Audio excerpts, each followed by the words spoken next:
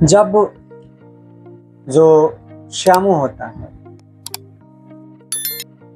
अपनी भाभी को अपने कमरे में बुलाता है, उसके बाद जो होता है उसको आप सुनने के बाद हैरान रह जाओगे, परेशान रह जाओगे। उसके बाद इन लोगों के बीच में जो होता है उसको देख के सब हैरान। आदाब, नमस्कार, सत श्री अकाल। स्टोरी के नए एपिसोड में आप सभी का बहुत बहुत स्वागत है।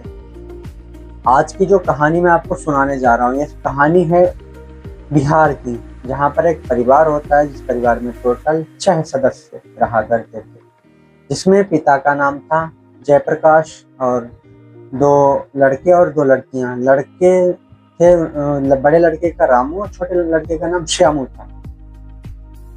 तो घर पर सब कुछ ठीक ठाक चल रहा था। जो जयप्रकाश थे उनके पास काफी जमीन थी और मतलब इतनी हाई लेवल की तो नहीं थी, मतलब इतना हाई लेवल के इंसान तो नहीं थे, पर नॉर्मल थे, साधारण जीवन जी सकते थे, इस टाइप के वो व्यक्ति थे। और जो घर का खर्चा वर्चा चलना था वो खेती बाड़ी से चलता था, और उसके पिता और ये दोनों भाई मिलकर खेती बाड़ी संभालते थे।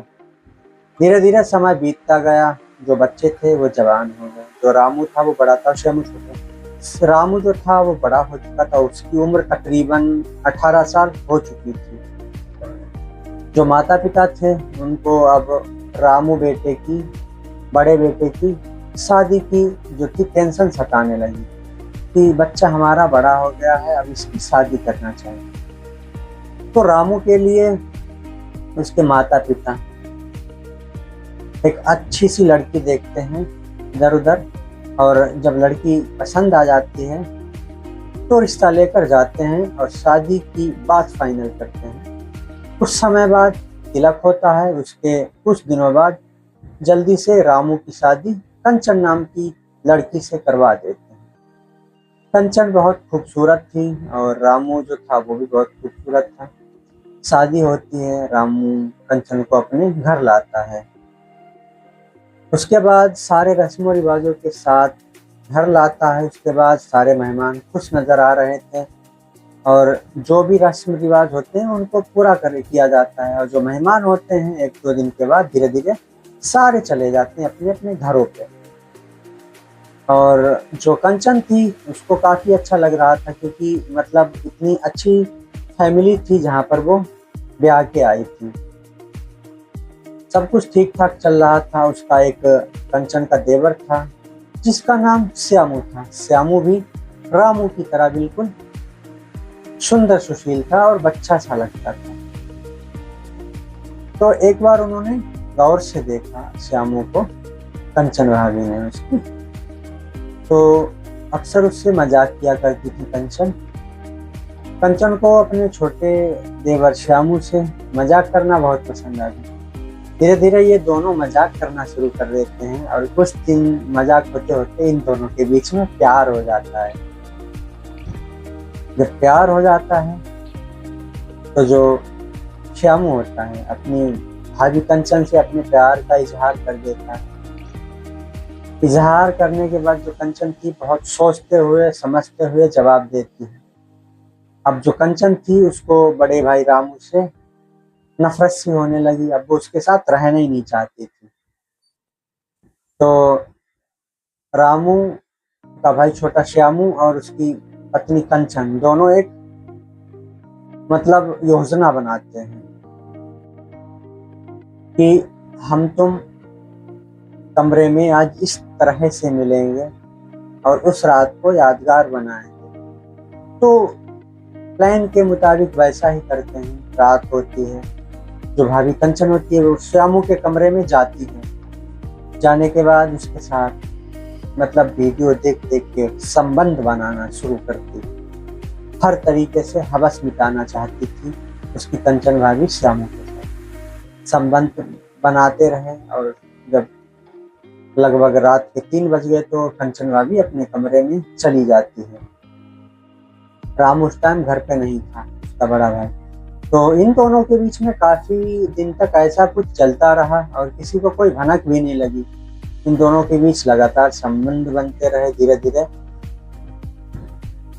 बात आगे बढ़ती गई, धीरे धीरे एक साल हो जाता है। उसके बाद जो रामू होता है उसको कहीं ना कहीं संदेह हो जाता है कि मेरी जो पत्नी कंचन है वो मुझसे रूठी हुई है। आखिर मुझ में ऐसी क्या कमी है जो मुझसे वो रूठी है, और स्टार्टिंग में तो बहुत प्यार करती थी मुझसे, अब मुझसे प्यार नहीं करती। तो सोचता है कि थोड़ा सा मतलब दिमाग सही नहीं होगा इसलिए नहीं बोली। तो अब हर दिन वो ऐसा ही करने लगी, तो उसको कहीं ना कहीं शक हो गया था उसके पति रामू को कि वो किसी गैर मर्द के साथ अफेयर में है। तो एक योजना बनाता है। दिन के लगभग 11 बजे होते, घर से बाहर जाता है, कोई माता पिता किसी काम से बाहर रिश्तेदारों के घर गए थे, और घर में सिर्फ 3 ही लोग थे, रामू, श्यामू, उसकी भाभी कंचन। तो प्लान के मुताबिक रामू घर से निकलता है, बोलता है मैं बाजार जा रहा हूँ, तुम घर पे रहो और थोड़ा बहुत काम करना और काम करके आराम करना। तो ये दोनों घर पे रह जाते हैं, श्यामू और उसकी भाभी कंचन, और रामू बाजार के बहाने बाहर निकल जाता है। और कुछ ही समय बाद ये जो श्यामू और कंचन होते हैं अपने कमरे में जाके शारीरिक संबंध बनाना शुरू कर देते हैं, और जो घर का मेन गेट था वो खुला होता है, और इनके जो कमरे का गेट होता है वो बंद होता है और खिड़की खुली होती है। तो जो रामू होता है वो खिड़की से देख लेता है इन दोनों को शारीरिक संबंध बनाते हुए।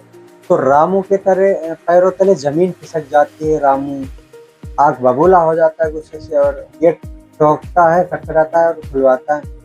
और जो उसी समय रामू को एक बड़ा सा डंडा नजर आता है, तो बड़े से डंडे से उठा के अपने भाई के सर पे वार करता है रामू, और उसका जो भाई होता है वो वहीं पे गिर के मर जाता है। उसके बाद जो रामू होता है तो पुलिस को फोन करता है कि मैंने अपने भाई की हत्या कर दी है, और मेरे इस भाई के मेरी पत्नी के साथ नाजायज संबंध थे, इसीलिए मैंने अपने भाई को मार दिया। तो जो पुलिस होती है मौके पे ही आके लाश को बरामद करके पोस्टमार्टम के लिए भेज देती है। जो रामू होता है वो अपना जुर्म कबूल कर लेता है, और उसके बाद जो रामू होता है उसको जेल भेज दिया जाता है, और जो उसकी पत्नी कंचन होती है वो अपने मायके चली जाती है। तो दोस्तों ये जो रिश्ता होता है देवर भाभी का बहुत पवित्र रिश्ता होता है, लोगों ने इसको भी नहीं छोड़ा। मतलब हवस मिटना चाहिए, कैसे भी मिटे। तो ऐसी हवस का क्या फायदा जिसमें जान चली जाए। अगर तुम्हें ऐसा ही करना था तो तुम बोल देती अपने पति को कि मैं तुम्हें पसंद नहीं करती हूँ, मैं अपने देवर श्यामू से शादी करना चाहती हूँ। तो ये चोरी चोरी भी मतलब पीठ पीछे ये गलत करना, किसी के साथ धोखा करना, ये गलत हुआ ना।